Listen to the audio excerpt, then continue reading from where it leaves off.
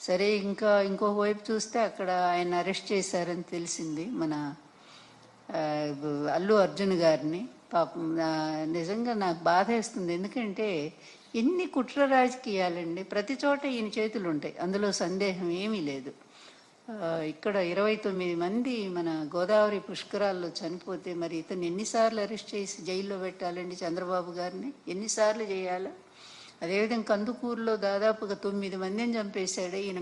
ఇరుకు సందులో మీటింగ్ పెట్టి, ఇరుకు సందు, అందులో పాపం తొక్కిసలాట జరిగినట్టు, తన కోసం జనం విపరీతంగా వచ్చినట్టు చేయటం కోసం, మీడియా కోసం అక్కడ అట్లాగే చేసి 9 మందిని చంపాడు. చీరల పంపిణీలో 3 ఆడవాళ్ళు ప్రాణాలు కోల్పోయారే.